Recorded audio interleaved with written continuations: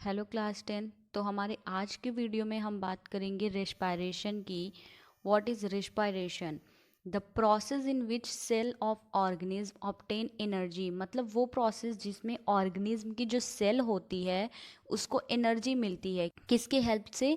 By combining oxygen and glucose. Glucose और oxygen के combining से, कंबाइन करने पे जो एनर्जी मिलती है उसको रेस्पायरेशन कहते हैं। It involves breathing process also. इसमें ब्रीथिंग प्रोसेस भी आती हैं। ब्रीथिंग प्रोसेस क्या होती है? जो हम सांस लेते हैं और छोड़ते हैं उसको ब्रीथिंग कहते हैं। और रेस्पायरेशन क्या होती है कि जब हम सांस लेते हैं वो हमारे लंग्स में जाती हैं, उसके बाद वो हमारे ब्लड में जाती हैं, फिर ब्लड में जाके वो जो कार्बन डाइऑक्साइड को लेके वापस हमारे लंग्स से होकर के एटमॉस्फेयर में ऑक्सीजन को रिलीज़ करती हैं, उसको रेस्पायरेशन कहते हैं। रेस्पायरेशन कितने टाइप्स के होते हैं? 2 टाइप्स के होते हैं। पहला है एरोबिक, दूसरा है एनएरोबिक। एरोबिक रेस्पायरेशन क्या होता है? जिसमें एनर्जी ऑक्सीजन के प्रेजेंस में प्रोड्यूस होती है, जैसे कि ह्यूमन बींग्स एग्जाम्पल हैं। और एनएरोबिक क्या होता है? जिसमें ऑक्सीजन के एब्सेंस में, मतलब ऑक्सीजन नहीं होता तब एनर्जी प्रोड्यूस होती है, जैसे कि यीस्ट। अब बात करेंगे कि ब्रीथिंग क्या होती है। Breathing is external process. ये जो सांस ले रहा है और जो छोड़ रहा है, बस इसी को कहते हैं कि ब्रीथिंग प्रोसेस। एक्सटर्नल प्रोसेस जिसमें कि सेल प्रोसेस इन्वॉल्व ना हो। मतलब जैसे रिस्पायरेशन में जब हम सांस लेते हैं तो वो हमारे लंग्स में जाके फिर जो भी प्रोसेस होता है उसके बाद जो कार्बन डाइऑक्साइड को वापस से लेके निकालते हैं, तो ये चीज़ नहीं।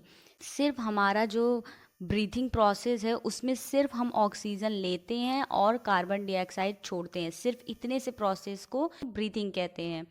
बाहर से ऑक्सीजन का अंदर आना और अंदर से कार्बन डाइऑक्साइड का बाहर जाना, बस इतने से प्रोसेस को ब्रीथिंग कहते हैं। It is external process. अब बात करते हैं मैकेनिज्म ऑफ ब्रीथिंग की। तो ब्रीथिंग 2 टाइप से होते हैं। एक होता है इंस्पिरेशन, इनहेलेशन। दूसरा है एक्सपिरेशन और एक्सहेलेशन। इंस्पिरेशन में क्या होता है? जो प्योर एयर है, मतलब कि ऑक्सीजन, वो हमारे लंग्स में इंटर करता है थ्रू किसके? नसल कैविटी के। नसल कैविटी के थ्रू ये हमारे लंग्स में इंटर करता है, जिसकी वजह से मसल्स जो होती हैं वो कॉन्ट्रैक्ट हो जाती हैं और जो रिब्स होते हैं, ये जो रिब्स हैं ये पुल्ड अपवर्ड हो जाते हैं। अब बात करते हैं एक्सपिरेशन की। एक्सपिरेशन में क्या होता है कि जो इम्प्योर एयर होती है, मतलब कार्बन डाइऑक्साइड जो होता है, वो लंग्स से बाहर की ओर जाता है एटमॉस्फेयर में। किसके थ्रू? नसल कैविटी के थ्रू।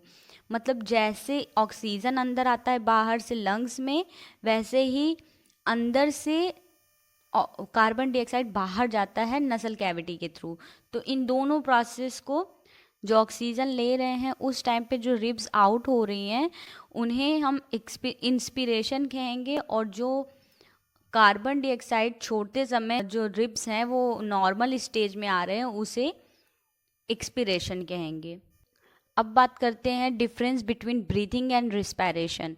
ब्रीथिंग क्या होता है? It is simply exchange of gases taking in oxygen and given out carbon dioxide. ये सिंपल सा प्रोसेस है जिसमें हम ऑक्सीजन लेते हैं और कार्बन डाइऑक्साइड को छोड़ देते हैं। बट रिस्पायरेशन क्या होता है कि ये जो प्रोसेस होता है इसमें जो हम ऑक्सीजन लेते हैं वो फूड के ऑक्सीडेशन में भी हेल्प करता है और कार्बन डाइऑक्साइड को बाहर करता है। ये जो ब्रीथिंग है वह एक फिजिकल प्रोसेस है और जो रेस्पायरेशन है वह एक बायोकेमिकल प्रोसेस है। जो ब्रीथिंग है इसमें सेलुलर प्रोसेस इन्वॉल्व नहीं होते हैं और जो रेस्पायरेशन है इसमें सेलुलर प्रोसेस इन्वॉल्व होते हैं। मतलब वही कि इसमें बस ऑक्सीजन लेते हैं और कार्बन डाइऑक्साइड छोड़ते हैं, और इसमें हम ऑक्सीजन लेते हैं, उसके बाद वो हमारे लंग्स में जाता है, फिर ब्लड में जाता है, फिर कार्बन डाइऑक्साइड को लेके लंग्स से एटमॉस्फेयर में बाहर देता है, और इसमें सेल प्रोसेस भी इन्वॉल्व होते हैं, तो इसको रेस्पायरेशन कहते हैं। अब बात करते हैं कि रेस्पायरेशन इन प्लांट्स। प्लांट्स में रेस्पायरेशन कैसे होता है? दिन के समय में तो प्लांट्स फोटोसिंथेसिस का प्रोसेस करते हैं, जिसमें वो कार्बन डाइऑक्साइड को लेते हैं और ऑक्सीजन को छोड़ देते हैं। लेकिन रात के टाइम में वो रेस्पायरेशन करते हैं, जिसमें वो ऑक्सीजन लेते हैं और कार्बन डाइऑक्साइड को छोड़ते हैं। अब बात करते हैं कि प्लांट में किस तरह से गैसेस एक्सचेंज होते हैं। Through stomata, lenticels and root. इन तीनों के थ्रू जो गैसेस होते हैं वो प्लांट में एक्सचेंज होते हैं। स्टोमेटा के थ्रू कैसे होते हैं? स्टोमेटा जो होता है वो लीव्स पे छोटी छोटी जो पोर्स होती हैं उसको स्टोमेटा कहते हैं, जिसके थ्रू प्लांट गैस को एक्सचेंज करते हैं। During photosynthesis plant take carbon dioxide. Photosynthesis के समय प्लांट कार्बन डाइऑक्साइड लेता है, किसके थ्रू? स्टोमेटा के through, and make glucose and oxygen. जब स्टोमेटा जो होता है वो कार्बन डाइऑक्साइड को लेने के बाद जब वो ग्लूकोज और ऑक्सीजन बनाता है, तब ऑक्सीजन उसके लिए वेस्ट होता है और ऑक्सीजन को इसी स्टोमेटा के थ्रू वो आउट कर देता है। प्लांट के लीव्स पे जो छोटी छोटी पोर्स होते हैं उसको स्टोमेटा कहते हैं, और उसी स्टोमेटा के थ्रू ये प्लांट्स जो होते हैं वो कार्बन डाइऑक्साइड को लेके ग्लूकोज एंड ऑक्सीजन बनाते हैं, और ये जो ऑक्सीजन होता है फोटोसिंथेसिस के प्रोसेस के समय ये वेस्ट होता है, तो इसको ये उसी स्टोमेटा के थ्रू आउट कर देते हैं। अब बात करते हैं लेंटिकल्स के थ्रू कैसे होता है। A porous tissue consisting of cell present in bark of tree that help in gases exchange. मतलब जो पेड़ की जो छाल होती है उसमें ऐसे झिल्ली टाइप का पोरियस टिश्यूज होते हैं जो कि हेल्प करते हैं गैसेस एक्सचेंज करने में। अब बात करते हैं रूट से कैसे एक्सचेंज होते हैं। तो रूट्स में जो रूट हेयर होती है इनके थ्रू गैसेस का एक्सचेंज होता है। During respiration plant absorb oxygen. Respiration के थ्रू ये ऑक्सीजन और ग्लूकोज को लेकर carbon dioxide, water and energy बनाता है। अब बात करते हैं रिस्पायरेशन इन ह्यूमंस। ह्यूमंस में रिस्पायरेशन कैसे होता है। तो पहले आता है नॉस्ट्रिल एंड नसल चैम्बर्स। तो जो ये एरिया है इसे नॉस्ट्रिल और नसल चैम्बर कहते हैं।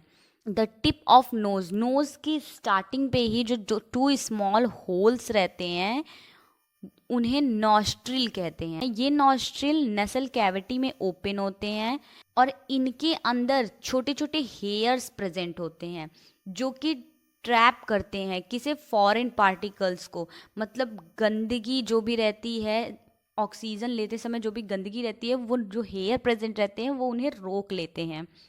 फिर लैरिंग्स आता है जो कि प्रोड्यूस करता है साउंड। ये साउंड प्रोड्यूस करने में हेल्प करता है, बोलने में हेल्प करता है। ये ट्रैकिया के ऊपर प्रेजेंट होता है। अब बात करते हैं ट्रैकिया एंड ब्रोंकाई की। ट्रैकिया जो होता है ये लॉन्ग स्ट्रक्चर होता है, लॉन्ग ट्यूबुलर स्ट्रक्चर होता है, और इसका जो एंड होता है ये दो ब्रांचेस में डिवाइड होता है जिसको कि ब्रोंकाई कहते हैं। ये ब्रोंकाई फिर से डिवाइड होते हैं बहुत सारे ब्रांचेस में जिसको ब्रोंकियोल्स कहते हैं। अब बात करते हैं लंग्स की। लंग्स जो एयर होता है वो छोटे छोटे स्मॉल ट्यूब से, मतलब वही जो ब्रोंकियोल्स होते हैं उनसे होते हुए एल्वेलाई में आता है। फिर बात करते हैं एल्वेलाई की। यह एक बैलून लाइक स्ट्रक्चर होता है जो कि गैसेस एक्सचेंज करने के लिए सरफेस प्रोवाइड करता है। The wall of alveoli connected with blood vessels. और जो ये एल्वेलाई की जो वॉल होती हैं वो ब्लड वेसल्स से कनेक्टेड होती हैं। और फिर क्या होता है कि ये जो ब्लड वेसल्स से एल्वेलाई की वॉल्स अटैच्ड हैं तो उसके थ्रू ये जो ऑक्सीजन होते हैं ये ब्लड वेसल्स में चले जाते हैं, जिसके थ्रू ऑक्सीजन हीमोग्लोबिन में डिज़ोल्व हो जाता है। और फिर ये हीमोग्लोबिन में डिज़ोल्व होने के बाद हमारी बॉडी के पूरे सेल्स में, हमारी बॉडी पार्ट के हर सेल्स में पहुंच जाता है। और उसी दौरान ब्लड वेसल्स के थ्रू ये कार्बन डाइऑक्साइड वापस से एल्वेलाई में आ जाते हैं और उसके बाद वो लंग्स से होकर के नॉस्ट्रिल्स के थ्रू बाहर हो जाते हैं, एटमॉस्फेयर में कार्बन डाइऑक्साइड रिलीज कर देते हैं। तो ये था आज का टॉपिक जिसमें हमने पढ़ा है रेस्पिरेशन के बारे में। अब नेक्स्ट टॉपिक में हम बात करेंगे ट्रांसपोर्टेशन की।